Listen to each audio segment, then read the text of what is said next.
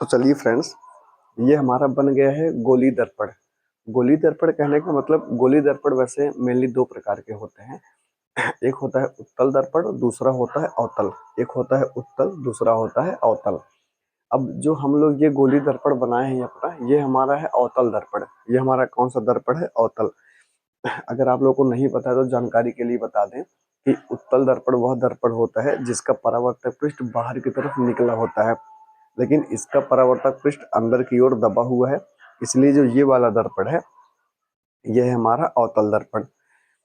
अब आइए, इसमें होता क्या है फ्रेंड, जैसे अगर हमें मान लीजिए कोई प्रतिबिंब हमें बनाना हुआ इस दर्पण से, तो हम लोग क्या करते हैं कि दर्पण के सामने कोई वस्तु रखते हैं। जैसे ये हमारा दर्पण है, तो दर्पण के सामने यहाँ, यानी ये इसके इधर अनंत है, इसके इधर क्या है? अनंत। जैसे अगर हम ये डॉटेड लाइन कर दें तो ये इंडिकेट करता है, ये जो डॉटेड लाइन होता है ये इंडिकेट करता है इन्फिनिटी को, यानी अनंत को। ये जो डॉटेड लाइन है ये इंडिकेट करेगा हमेशा इन्फिनिटी को। अब हम क्या करते हैं फ्रेंड्स कि यहाँ पे, तो जैसे ये है कि ये हमारा अवतल दर्पण है। अब इसके सामने हम लोग जब कोई वस्तु रखते हैं, तो सबसे पहले वस्तु को रखेंगे अनंत पर, फिर उसके बाद अनंत और केंद्र के बीच में लाएंगे, फिर लाएंगे केंद्र पर, फिर अगली स्थिति आएगी केंद्र और फोकस के बीच में, फिर अगली स्थिति आती है फोकस पर, फिर अगली स्थिति यानी लास्ट वाली आती है फोकस और ये दर्पण के ध्रुव ध्रुव के बीच में। अब इसमें कुछ चीजें पहले जान लेते हैं फ्रेंड। जैसे ये जो P है, ये वाला बिंदु P, ये है दर्पण का ध्रुव, इसे कहते हैं दर्पण का ध्रुव। और जो ये C है, C, ये है पूरे दर्पण का केंद्र, मतलब जो गोली दर्पण हमारे पास है, ये C जो है गोली दर्पण का केंद्र है। और जो F है, ये है गोली दर्पण का फोकस, ये है गोली दर्पण का फोकस। अब हमारे पास फ्रेंड्स क्या होता है कि अगर हम कोई वस्तु मान लीजिए दर्पण है, तो हमेशा वस्तु को रखेंगे दर्पण के सामने। तो अगर हम वस्तु को मान लीजिए यहाँ रख रहे हैं, वस्तु को मान लीजिए हम रख रहे हैं यहाँ पे, अगर हम कोई वस्तु यहाँ पे रख दिए, तो अब वो वस्तु को, अगर जैसे सवाल में हमें ये बताया जाएगा कि वस्तु जो है दर्पण के सामने रखी गई है, ये तो ठीक है, लेकिन हमें अगर ये बताया जाएगा कि वस्तु कितनी दूरी पर रखी है, तो हम नापेंगे कहाँ से? हम वस्तु की दूरी कहाँ से नापेंगे दर्पण में? तो यहाँ पे होता क्या है कि ये जो दर्पण है, दर्पण का एक दिया गया है ये ध्रुव, तो जो भी दूरी हम नापेंगे दर्पण में, हमेशा दर्पण के ध्रुव से नापेंगे, हमेशा नापेंगे दर्पण के ध्रुव से। तो आइए, जैसे ये दूरी यहाँ पे रखी गई है, कोई वस्तु दर्पण के सामने यहाँ पे रखी गई है, तो मान लीजिए वो है 20 सेंटीमीटर की दूरी पर, मतलब यहाँ से यहाँ तक की जो दूरी है वो सपोज करिए 20 सेंटीमीटर है, मतलब यहाँ से यहाँ तक जो दर्पण के ध्रुव से। और ये जो वस्तु रखी गई, वस्तु मान लीजिए है ए बी, वस्तु मान लीजिए है ए बी। अब जो दर्पण का ध्रुव है, यहाँ से जो वस्तु रखी गई है यहाँ पे, ये मान लीजिए है ए बी। अब जो दर्पण के ध्रुव से वस्तु की दूरी है, इसको हम दिखाएं, इसको कहेंगे कि वस्तु की दूरी, और इसको दिखाते हैं हमेशा यू से, इसको दिखाते हैं यू से। इसका सीधा सा मतलब ये है, इसको कहाँ लिखे? यहाँ यू। यहाँ अगर हम लिखें, इसको हमेशा लिखेंगे फ्रेंड्स छोटे वाले यू से, तो यहाँ लिख देते हैं यू।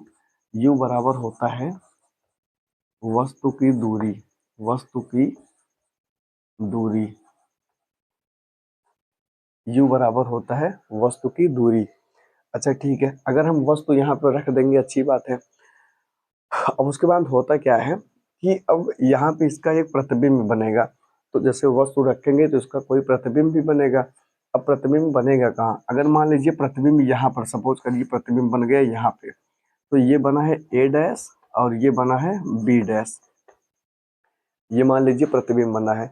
अब हमें प्रतिबिंब बनेगा क्या, कैसे, ये सब लेना देना नहीं, हमें ये सीधा सा समझना है कि दूरी कहाँ से नापी जाती है यहाँ पे। तो फ्रेंड्स, जो ये प्रतिबिंब की दूरी है, प्रतिबिंब की दूरी, ये प्रतिबिंब की दूरी जो है दर्पण के ध्रुव से प्रतिबिंब की जो दूरी है, ये इसको दिखाते हैं v से। इसको कैसे दिखाएंगे? v से। तो यहाँ से जो v होगा, v बराबर होगा प्रतिबिंब की दूरी,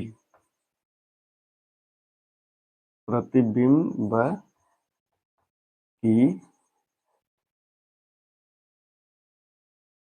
यहाँ पर होगा, ये फ्रेंड्स राइटिंग थोड़ी सी गड़बड़ है, ये होता है प्रतिबिंब की दूरी, यानी जो वस्तु की दूरी होगी, सुनो, दर्पण के ध्रुव से जो वस्तु की दूरी होगी इसे दिखाएंगे u से, और दर्पण के ध्रुव से जो प्रतिबिंब की दूरी होगी उसको दिखाएंगे v से। और जो यफ है दर्पण के ध्रुव से फोकस यानी यफ तक की दूरी, यफ ये होता है फोकस दूरी, ये होता है फोकस दूरी, ये होता है फोकस दूरी।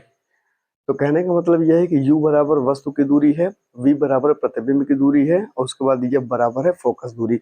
तो फ्रेंड्स ये तो समझ गए। अब हमें क्या करना है कि देखिए, अब हमें करना क्या है कि जैसे ये जो है दर्पण का ध्रुव है, चाहे जो वस्तु हो, चाहे हमारे पास उत्तल दर्पण हो चाहे अवतल दर्पण हो, सारी वस्तुएं जो हैं रखी जाएंगी इसके बाईं ओर, मतलब ध्रुव के रखी जाएंगी हमेशा बाईं ओर।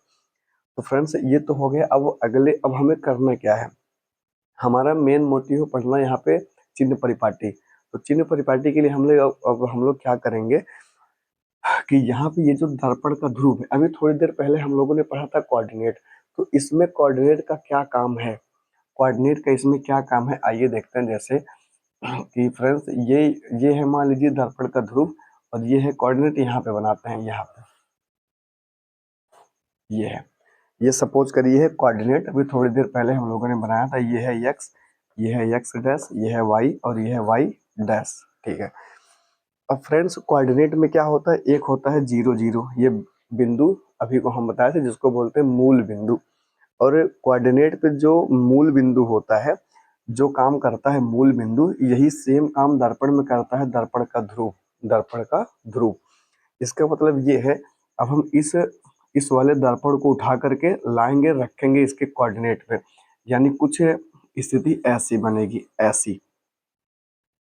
ऐसे कुछ स्थिति बनेगी। तो अब हमें यही पढ़ना है चिन्ह परिपाटी, इसी के बारे में। तो फ्रेंड्स हमारे हिसाब से तो ये अगर हो गया, तो अगर आप लोग इसको अपने फेयर में अच्छे से उतार लीजिए या स्क्रीनशॉट ले लीजिए, जैसे भी समझ में आए।